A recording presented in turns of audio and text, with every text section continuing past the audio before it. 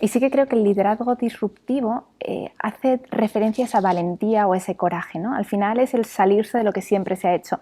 Yo que me dedico a la transformación cultural, te encuentras muchas veces en las empresas esa cómo cuesta, ¿no? El dar ese salto, el dejar de hacer las cosas como siempre se han hecho, el atreverse a cambiar por si acaso, por si no nos salen bien las cosas, ¿no? Ese atreverse y arriesgarse a fallar.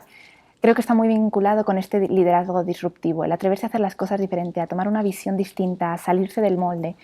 Entonces, yo lo vincularía ahí y me parece que necesitamos más de eso, ¿no? Por eso me ha encantado el título del congreso de hoy y creo que todas las ponencias han hecho en parte referencia a ello. Yo creo que es bien sabido que a nadie le gusta fallar. Creo que en la cultura española, en la cultura latina en general, no nos gusta el fallo, no nos gusta el error, pero tenemos que conseguir, ya más allá de qué cultura lo promueve más, tenemos que conseguir salir de señalar, ¿no? Quién se ha confundido, quién se ha equivocado y buscar, oye, ¿qué aprendizaje te ha traído esto? Que creo que es la manera de cambiar ese chip y de no buscar responsables. Entonces, al final, creo que es una forma de aprender y de vincular el fallo al aprendizaje y no al error o al fracaso. Pues la verdad es que creo que hay un dato muy interesante, que es el 70% de las organizaciones fracasan en su transformación cultural. Y el principal motivo es la resistencia al cambio de la gente y el segundo, la falta de acompañamiento del liderazgo, ¿no? de la compañía. Entonces, cuando hablamos de transformación cultural, algunos de estos motivos es precisamente, puede haber temas de comunicación, no se ha comunicado bien, no se ha formado bien a la gente, no se ha acompañado con herramientas, pero al final todo reside en el propósito, ¿no? Tenemos claro por qué tenemos que cambiar y luego eso que comunicamos. Entonces, el definir muy claramente este propósito es importante y vinculado al mundo también de la diversidad, ¿no? ¿Cómo traemos esta diversidad a las empresas? ¿Cómo acompañamos a las empresas a ser más diversas?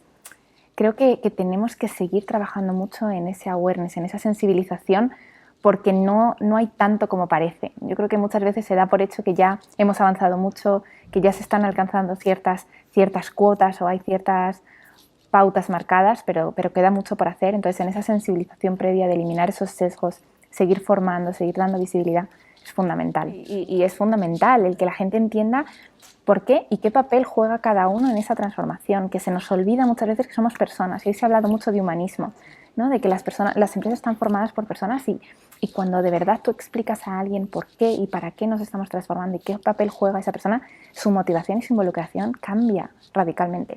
O sea que me parece fundamental y se ha hablado mucho de ello, ¿no? De ese humanismo y de humanizar las empresas. Bueno, yo creo que es la pregunta del millón, porque todos los paneles han sido muy interesantes. El mío, concretamente, creo que ha sido muy potente, hablando de redes, de redes de mujeres, de colaboración, de networking. Incluso en algún punto han hablado de que el networking ya, incluso la propia palabra está un poco manida, ¿no? A día de hoy. Pero creo que hemos traído diferentes visiones de muchos sectores, ¿no? El sector jurídico, el sector de la construcción, sector de la industria del calzado, retail, comunicación. Yo creo que ha sido muy interesante porque cada una de estas visiones han aportado la realidad de esos sectores en cuanto a cómo está el liderazgo femenino en sus áreas. Yo creo que queda mucho para hacer. Hablaba obviamente el de la construcción, no tiene nada que ver con el sector jurídico, pero en ambos una de las reflexiones es que queda mucho para hacer. Para mí es fundamental, ha sido la necesidad que de visibilizar, de dar visibilidad a las mujeres que están jugando un papel clave en todos estos, en ciertas posiciones, ¿no? Cada una en su ámbito.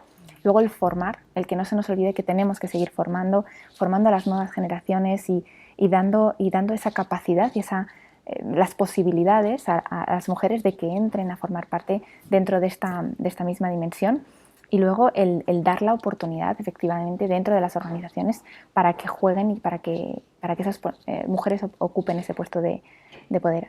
Hay un dato que me ha parecido muy relevante y es que muchas veces nos fijamos en los datos y lo ha compartido Concha, que venía del sector público, y ella decía, efectivamente, si nosotros miramos los datos, casi hay paridad, ¿no? Estamos en un 50-50, pero la realidad es que los sectores o los ámbitos del sector público que tienen más mujeres son los que tradicionalmente han venido, ¿no? Los ámbitos más de cuidado, ¿no? De cuidar a las personas, etcétera, tienen más mujeres naturalmente, pero los ámbitos donde realmente está el poder, ahí hay poca mujer, ¿no? Entonces, las estadísticas y los datos hay veces que engañan, ¿no? Y que no siempre nos están dando la realidad que estamos buscando. Puede haber paridad, pero ¿en qué ámbitos, ¿no? En el sector quizás sanitario, que viene tradicionalmente de cuidar, el sector del magisterio, de enseñar, pero donde tenemos que encontrar esas mujeres.